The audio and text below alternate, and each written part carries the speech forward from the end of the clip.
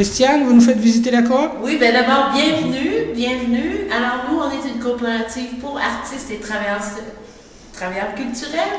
Alors déjà, en entrant, on a une peinture de quelqu'un, un membre du CA, Yves Paris. Fait que je continue la visite. Ah, avec Caroline Jussiat, se joint à nous. Bonjour Caroline. Bonjour. Vous êtes résidente de la coopérative? Oui, absolument. Christiane nous propose de faire la visite pour le site web La Fichine. Absolument. Oui, oui. Alors, on va continuer la visite. On va faire les lieux communs. Je l'amène dans la salle. Je vais montrer ton tableau. Alors, ici, c'est l'entrée. On vient d'acheter des tapis pour mettre un peu de tapis. Le Bavière qui est plein d'affaires. Ici, c'est notre salle. On n'a pas encore reçu d'équipement. On a eu un prêt de table et chaises des gens du voisinage qui nous passent leur table et chaises pour l'hiver. Comme ça évite de storer. C'est nous qui les storons pour eux. Ce sera éventuellement un lieu de diffusion? Oui, salle de diffusion. Exactement. Oui. Musique, lancement de livres, vidéos, conférences, cinéma. Alors, ici, nous, c'est multidisciplinaire. Alors, on a beaucoup de comédiens. On a beaucoup d'artistes en art visuel que vous venez de rencontrer. On a aussi des artistes en art interdisciplinaire, en multidisciplinaire.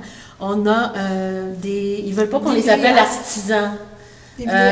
Verriers, trois artistes verriers. Ouais. Et puis, on a c'est ça j'ai dit, comédiens, on a des danseurs, on a des musiciens, à peu près 8 musiciens.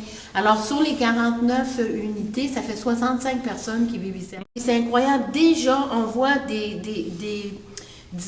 pas des œuvres probablement, qui sont nées de communication entre deux artistes, comme José qui fait un tour de chant, mais qui est accompagné par un musicien d'ici, un cinéaste qui a engagé une comédienne d'ici. Alors, ça fait naître beaucoup de projets artistiques et aussi, ça agrémente, parce que juste de parler de l'entretien, tout ça, c'est le fun qu'on puisse parler d'autres choses aussi.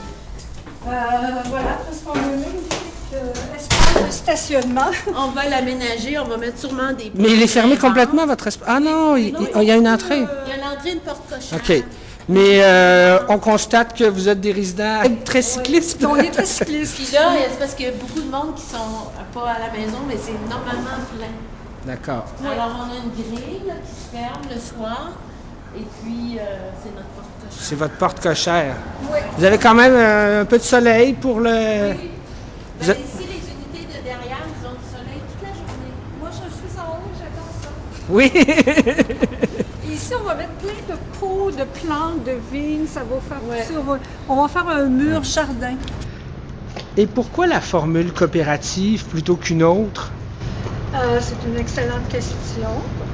Pourquoi formule coopérative? Premièrement, ça nous permet d'avoir un logement à moindre coût et qu'on apprend à gérer au niveau de toute la gestion. Donc, c'est un apprentissage extraordinaire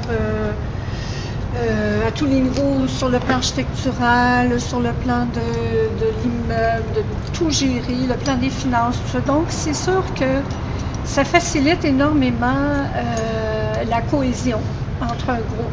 Puis ça nous permet, parce qu'on ne pourrait pas vivre dans le vieux Montréal si on était là, séparément là, à louer un logement. Alors là, ça nous permet de vivre dans un lieu magnifique. Qu'est-ce que vous apportez au quartier, vous croyez? On apporte de la vie. Oui. De la beauté. De la beauté, de la création. Ouais. Non, mais vous savez qu'on a parfois des craintes que du logement social ou communautaire s'installe dans son... Qu'est-ce que vous dites à ces gens-là qui ont parfois peur de voir arriver une coop dans leur quartier? Bien, jusqu'à maintenant, vraiment, les gens ont été réjouis de nous voir arriver. Bien, c'est souvent des commerçants, fait que ça fait des clients de plus, là. Alors, tous les cafés du coin sont très contents de nous avoir. La petite épicerie au coin, le marché de la commune, ça a doublé l'achalandage. Donc, alors, donc, on n'a pas eu du tout, vraiment de désagrément. Ils étaient contents que la construction soit finie, par exemple, parce que le bruit, il y a des studios d'enregistrement à côté qui étaient tannés. D'accord. On peut les comprendre. Mais je pense que notre la spécificité artistique est un gros plus. Parce qu'on sait que quand les artistes... moi, quand je suis arrivée à Montréal, sur la rue Prince-Arthur, c'était toutes des petites boutiques, le chinois, le portugais, le nanana. À un moment donné, il y a un céramiste qui est arrivé, qui a loué un petit local. Après ça, il est arrivé un peintre, et puis tout ça. Puis finalement, qu'est-ce qui arrive? Les artistes sont extrêmement magnétiques, ils attirent la beauté, ils attirent l'argent, ils attirent... ce sont des dépollueurs. Alors, avec peu, ils font énormément. Et c'est vrai. Et c'est vrai, c'est vraiment une réalité. On l'a vécu, je ne sais pas combien de fois. Oui. La rue Prince-Arthur, la rue Mont-Royal, la rue du Luc. Même le Vieux-Montréal. Dans mon temps, on se tenait ici, c'était plein d'artistes. Oui. Après ça se gentrifie. Et puis là, les artistes sont repoussés toujours aux confins de la ville, puis quand c'est pas à l'extérieur de la ville. Alors ça, être en coopérative, ça nous permet de rester dans le centre-ville. Puis on espère que Montréal va en développer plusieurs, dans Griffintown et partout autour. On va aller ici. Ici, c'est chez vous, Christiane? Non, c'est chez Marie. Chez Marie? Oui. Marie est travailleure culturelle. D'accord. Elle est attachée de presse. J'aimerais ajouter que nous, les Allons à la artistes, lumière, parce que là, Christiane, je ne vous vois pas du tout. Vous êtes en contre-jour total. Le fleuve et Ah, le beau d'accord. silo. Le silo numéro 5, Ouais. vue de l'appartement de Marie. Belle vue sur le Vieux-Montréal. Et ici. alors, la cité du multimédia. La cité du multimédia puis voisine. un petit parc en avant. Ouais, le silo, avez-vous des idées, vous, comme vous êtes face au silo? À part dans notre Rachel? composteur, on aimerait faire la compétition à Robert Lepage et présenter des films tout l'été, c'est sûr.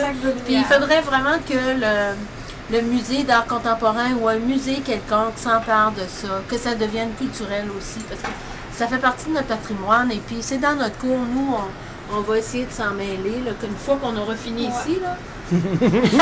Qu'est-ce que vous vouliez ajouter, Alors là, moi, je Christiane? voulais ajouter que les artistes, contrairement à la croyance populaire, sont des êtres très rigoureux et très des bons gestionnaires.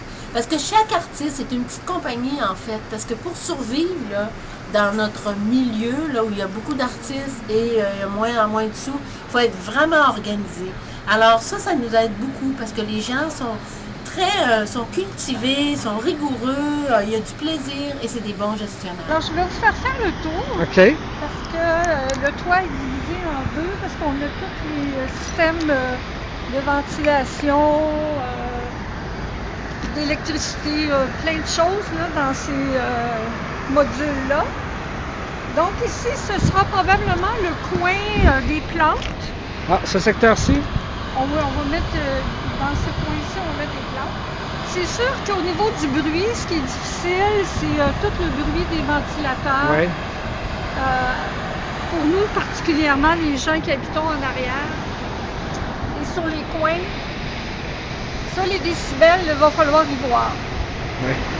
Ici, ce sera le soleil du matin. Ici, c'est le soleil du matin. Oui. Vous voyez, regardez, il est plus humide d'ailleurs. Il reste quand même que même si on n'a pas un toit vert, on a des surfaces qui réfléchissent moins la lumière en ayant des surfaces plutôt pâles. Oui, C'est un choix qui a été fait? Oui, exactement. Alors ici, il y aura peut-être une petite terrasse. Probablement, on aimerait avoir une petite terrasse là pour venir voir les feux d'artifice. Ah oui, qu'on pourra voir du bout de... Oui, on peut les voir très bien. Oui, avant de nous Il y quitter. a une chose que je voudrais rendre à César, ce qui revient à César. Tout à fait. Notre GRT, CDH a été extraordinaire et la firme de Douglas Halford, vraiment exceptionnelle parce que nos logements sont super beaux, c'est moderne, avec le béton, le look industriel, tout à fait approprié pour le Vieux-Montréal. On est très contents. Pour une coopérative, là, tu sais, des fois on a des préjugés, mais là c'est comme wow!